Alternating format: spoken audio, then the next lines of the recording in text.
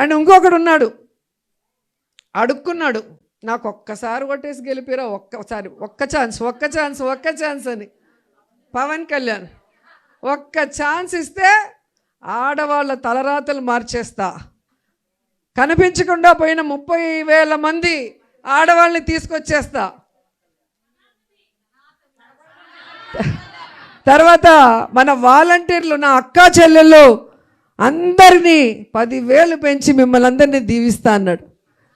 సుగాలి ప్రీతి పేరు చెప్పుకొని సుగాలి ప్రీతి వాళ్ళ తల్లి కన్నీళ్లతో గెలిచిన పవన్ కళ్యాణ్ ఈరోజు అదే సుగాలి ప్రీతి తల్లి కన్నీళ్లు పెడుతున్నా అపాయింట్మెంట్ ఇవ్వకుండా ఆ కుటుంబానికి న్యాయం చేయకుండా మోసం చేసిన వ్యక్తి.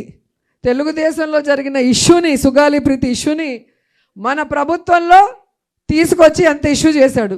ఆ కుటుంబానికి జగనన్న న్యాయం చేశాడు, కానీ పవన్ కళ్యాణ్ న్యాయం చేయలేదు. 30,000 మంది కనిపించకుండా పోయారు, ఇంటెలిజెన్స్ రిపోర్ట్ వచ్చిందని చెప్పిన వ్యక్తి 20 నెలలు అవుతుంటే 30,000 మంది కాదు 30 మందిని కూడా తీసుకురాలేదు. మరి ఈరోజు కూటమి ప్రభుత్వంలో ఇంటెలిజెన్స్ పని చేయట్లేదా అని అడుగుతున్నా. ఈరోజు వాలంటీర్ అక్క చెల్లెమ్మలకు 10,000 పెంచడం దేవుడెరుగు, మొత్తానికి ఉద్యోగాన్ని పీకి రోడ్డు మీద పడేశారు. వాళ్ళు ఏడుస్తుంటే కనీసం వాళ్ళ పక్క తిరిగి కూడా చూడలేదు. ఇలాంటి వాళ్ళకి మహిళా దినోత్సవ వేడుకలు జరుపుకునే అర్హత ఉందా అని అడుగుతున్నా. మొన్న అసెంబ్లీలో ఒక మాట మాట్లాడటం మీ అందరూ చూశారు. మన పవర్ ఏంటో చెప్తున్నాను. వైఎస్ఆర్సీపీ పవర్ 11 మంది అంటారు. పవన్ కళ్యాణ్ భలే చెప్పాడు, 11 మంది ఉన్నా 1100 మంది లాగా వీళ్ళు మాట్లాడుతున్నారు అన్నారు.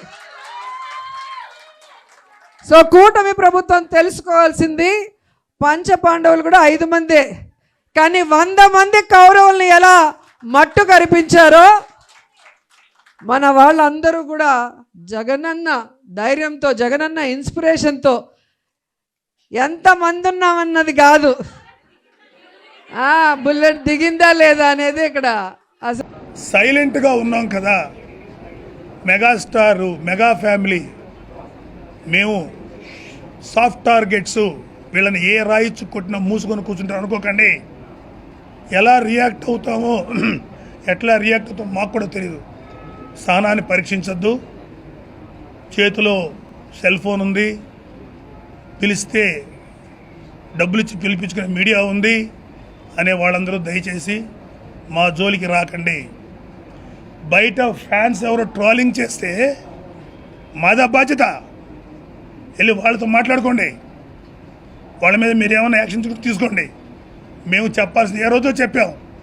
మమ్మల్ని జనసేన పార్టీలో కళ్యాణ్ బాబుని కానీ మెగా ఫ్యామిలీ ఎవరైనా ఎవరు రియాక్ట్ కావద్దని 100 సార్లు చెప్పాం. అంత ఈజీగా తీసుకోకండి ప్లీజ్. ఇది మీరు ఏమనుకుంటారో తీసుకోండి, పాజిటివ్ తీసుకుంటే పాజిటివ్ తీసుకోండి. వ్యక్తిగతమైన వ్యవహారాలకు వెళ్తారేంటండి, పర్సనల్ లైఫ్లోకి వెళ్తారేంటి? అంటే ఒక వ్యక్తి అన్నాడు, ఒక వ్యక్తిని ఎదుర్కోవడం చేత కాకపోతే వాడి వ్యక్తిత్వాన్ని క్యారెక్టర్ అసాసినేట్ చేస్తారు. అలాంటి సన్నాసులు ఎదవలు ఉన్నారు ఇవాళ కళ్యాణ్ బాబు అనేవాళ్ళు. దయచేసి అర్థం చేసుకోండి.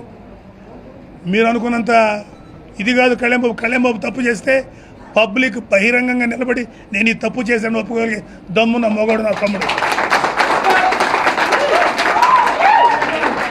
మీకుందా దమ్ము? మీకు లేదు. వాడు ప్రజల కోసం వదిలిపోయి కనీసం మా తమ్ముడు నాతో మాట్లాడి 6 నెలలు 8 నెలలు అవుతుంది. మా తమ్ముడు నేను డిస్టర్బ్ చేయను. వాడు వెళ్ళిపోయాడు ప్రజల్లోకి. కోట్ల రూపాయలు, మరి ఎందుకురా ఇన్ని కోట్లు వచ్చే డబ్బు, హ్యాపీగా ఉండొచ్చు కదరా, డబ్బులు కూడా నీ దగ్గర లేవంటే మా మాట కూడా కదా, కనీసం చెవులో కూడా పెట్టుకోడు. వెళ్ళిపోయాడు ప్రజల్లోకి, డబ్బులు సంపాదించడం మా వాడికి ఉంది. ఇవాళ ఈజ్ నెంబర్ 1 స్టార్. వెళ్ళిపోయాడు. వాడిని అంటారా మీరు? వాడిని తిడతారా? వాడిని విమర్శిస్తారా? విమర్శించండి. పొలిటికల్గా అతను తప్పు చేసి విమర్శించండి. వ్యక్తిగతంగా లైఫ్లోకి వస్తారా? ఎవడి వ్యక్తిగతాలకు వస్తే తవ్వితే ఎవరెవరి ఉంటాయి? ఎవరి ఉండవా? తప్పు చేయని మనిషి అంటూ ఈ భూమి మీద లేడు. ప్రతి వాడు తప్పులు చేస్తారు. వ్యక్తిగతంగా వాళ్ళ లోతులో తవ్వుతే అందరూ దొరుకుతారు. దయచేసి అది కాదు కావాల్సింది. అతను ఎంతవరకు మంచిగా చేస్తున్నాడు, చేయట్లేదు, అది విమర్శించండి.